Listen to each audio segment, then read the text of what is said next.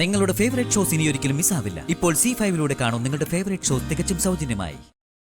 മോളെ, നിനക്ക് കിട്ടിയ ഏറ്റവും വലിയ ഭാഗ്യം ഈ ഇരിക്കുന്ന വിശാൽ.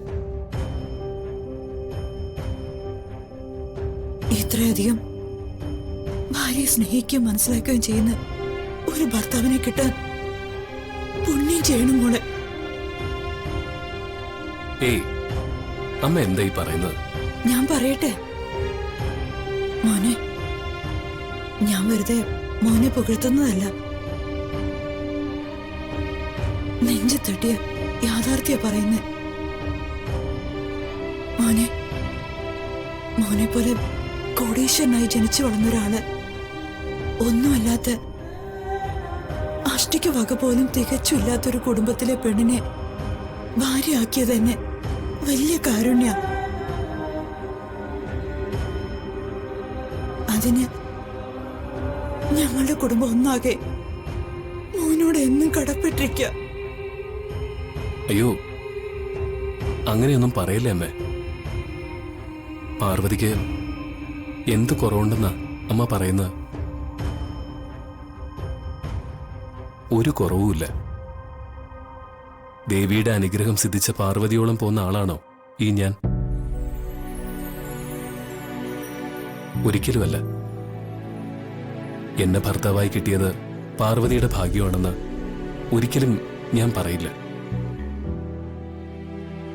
പക്ഷേ പാർവതിയെ കിട്ടിയത് എന്റെ ജീവിതത്തിലെ ഏറ്റവും വലിയ ഭാഗ്യമെന്ന് എനിക്ക് ഉറപ്പിച്ച് പറയാനാവും. അത് അനുഭവങ്ങൾ കൊണ്ട് ഞാൻ മനസ്സിലാക്കിയത്. പ്രവൃത്തികൾ കൊണ്ട് പാർവതി അത് തെളിയിച്ചത്.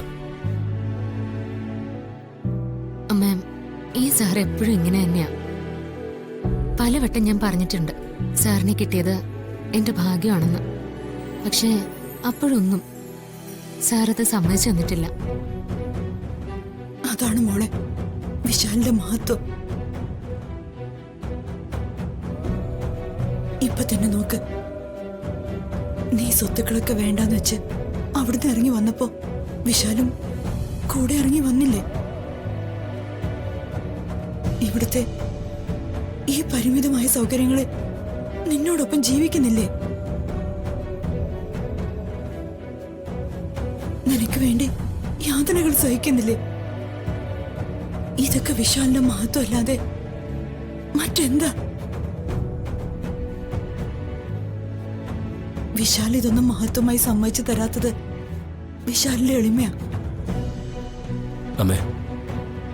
അമ്മയ്ക്കറിയോ, പാർവതി ഉദരത്തിൽ പേറുന്നത് എന്റെ അമ്മയുടെ ആത്മാവിനെയാണെന്ന ഞങ്ങളുടെ വിശ്വാസം. മരിച്ചുപോയ എന്റെ അമ്മ പാർവതിയിലൂടെ പുനർജനിക്കുമെന്ന് ഞങ്ങൾ കരുതുന്നു. അതുകൊണ്ട് ഞാൻ ഈ കഷ്ടപ്പെടുന്നത് പാർവതിക്ക് വേണ്ടി മാത്രമല്ല, എന്റെ അമ്മയ്ക്കും കൂടി വേണ്ടിയാ. ഞാനിപ്പോ അമ്മയ്ക്ക് ആഹാരം വിളമ്പി തരുന്നതും അമ്മയെ കെയർ ചെയ്യുന്നതും പാർവതിയുടെ അമ്മയായിട്ട് മാത്രം കണ്ടിട്ടല്ല. അംബിക അമ്മയെ ഞാൻ എന്റെ അമ്മയുടെ സ്ഥാനത്ത് തന്നെയാ കാണുന്നത്. ഡൗൺലോഡ് ചെയ്യൂ C5 ആപ്പ്. കാണൂ എല്ലാ എപ്പിസോഡുകളും സൗജന്യമായി.